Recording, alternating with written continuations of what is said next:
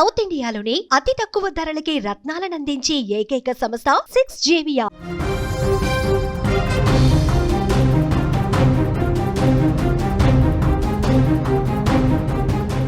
Breaking news చూస్తున్నాం. 7 నెలల గర్భిణీపై దారుణం జరిగింది. కొడుకే సవతి తల్లిని హతమార్చాడు. గర్భంతో ఉన్న తల్లిపై ఒక్కసారిగా కత్తి దూశాడు కొడుకు. ఆస్తి కోసం అమానుషానికి తెగబడ్డాడు బన్నితేజ. మృతురాలి తల్లిదండ్రుల ఫిర్యాదుతో కేసు నమోదైంది. టేకుర్తిలో ఈ దారుణమైనటువంటి ఘటన జరిగింది. కరీంనగర్ జిల్లా ఇల్లందుకుంట మండలం టేకుర్తిలో ఒక హృదయ విదారక ఘటన చోటు చేసుకుంది. ఆస్తి తగాదాలు ఒక నిండు ప్రాణాన్ని బలిగొన్నాయి. 7 నెలల గర్భిణి అయిన ఒక మహిళను ఆమె సవతి కొడుకు నిన్న రాత్రి దారుణంగా చంపేశాడు. కత్తితో గొంతు కోసి చాలా అంటే చాలా అమానుషంగా దాడి చేసి చంపేసిన పరిస్థితి. టేకుర్తి గ్రామానికి చెందిన ముద్రపోయిన రాములు తన మొదటి భార్య పిల్లలు ఉన్నా కూడా 8 సంవత్సరాల క్రితం బొమ్మనపల్లికి చెందిన 34 ఏళ్ల తిరుమలను రెండో పెళ్లి చేసుకున్నాడు. రాములు ఒక హరికథా కళాకారుడు. తిరుమల ప్రస్తుతం 7 నెలల గర్భంతో కూడా ఉంది. రాములు మొదటి భార్యకు 2 కుమారులు ఉన్నారు. గత 3 నెలల నుంచి ఆస్తి పంపకాల విషయంలో 2 కుటుంబాల మధ్య గొడవలు జరుగుతూనే ఉన్నాయి. ఈ గొడవలు ఎక్కువ కావడంతో రాములు తన ఇంటిని తిరుమల పేరు మీద రిజిస్ట్రేషన్ చేశాడంటే రెండో భార్య మీద. దీంతో మొదటి భార్య కుమారులు ఆగ్రహానికి గురయ్యారు. గొడవలు పడతా ఉన్నారు. మేము ఉండగా, నీకు భార్య ఉండగా, పిల్లలుండగా నువ్వు రెండో పెళ్లి చేసుకున్నావు, ఆస్తి మొత్తం ఆమెకే రాసిస్తానంటున్నావు, రాసిచ్చావు కూడా, ఇది కరెక్టేనా అంటూ వాళ్ళు ప్రశ్నించారు. గొడవలు చేస్తూ ఉన్నారు. ఇంటి మీదకి వెళ్ళి అదేవిధంగా గొడవలు జరుగుతూనే ఉన్నాయి. తిరుమలకు సంతానం కలిగితే, ఎందుకంటే ఇప్పుడు 7 నెలల గర్భంతో ఉంది కాబట్టి సంతానం కలిగితే ఆస్తి పంపకాల్లో వారు కూడా భాగమవుతారని చెప్పి వీళ్ళు భావించారు. ఈ క్రమంలోనే మొదటి భార్య చిన్న కుమారుడు బన్నితేజ ఒక దారుణమైనటువంటి నిర్ణయం తీసుకున్నాడు.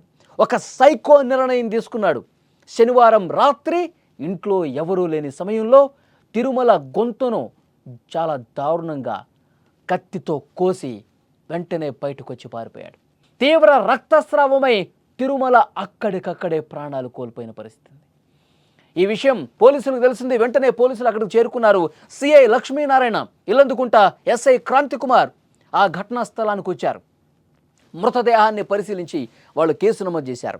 బాధితురాలు తల్లిదండ్రులైన రాధమ్మ, రాజయ్యలు పోలీసులకు ఫిర్యాదు చేశారు.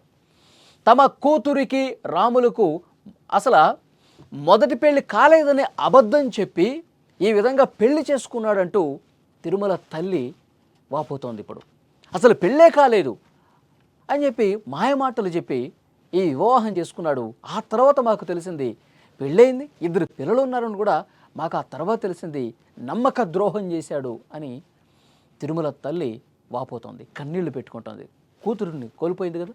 కూతురు 7 నెలల గర్భవతి, చనిపోయింది. చాలా బాధ కలిగించే విషయం. వివాహ సమయంలో 10 లక్షల కట్నం తీసుకున్నాడంటే 7 తులాల బంగారం కూడా కానుగ్గా ఇచ్చామని ఆ తల్లి చెప్తోంది.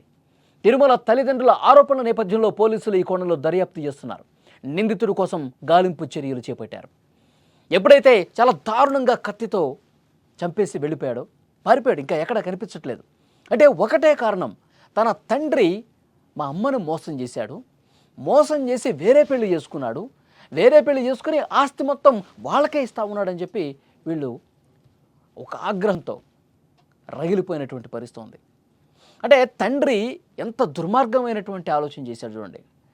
ఈ విధంగా సంబంధాలు పెట్టుకోవటమో, లేకపోతే మోసం చేసి రెండో పెళ్లి చేసుకోవటమో ఆఖరికి ఎలాంటి పరిస్థితులను తీసుకొస్తుంది? ప్రాణాలు తీసే స్థాయికి తీసుకెళ్తుంది, ప్రాణాలు కోల్పోయే స్థాయికి తీసుకెళ్తుంది. చాలా స్పష్టంగా అర్థమవుతుంది.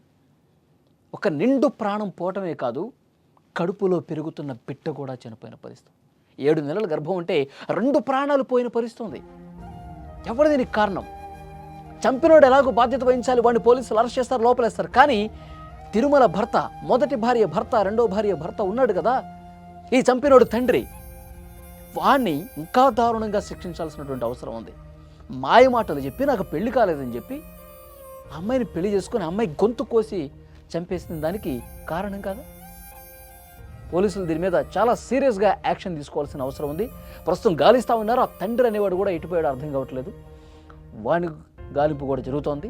ఈ గొంతు కోసినటువంటి వెధవ వీడొక దారుణమైన నిర్ణయం. ఆస్తులే కావాలి, మా ఆస్తి మొత్తం వేరే వాళ్ళు తీసుకెళ్ళిపోతారు, ఏదైనా చట్ట ప్రకారం తేల్చుకోవాల్సిన అవసరం ఉంది.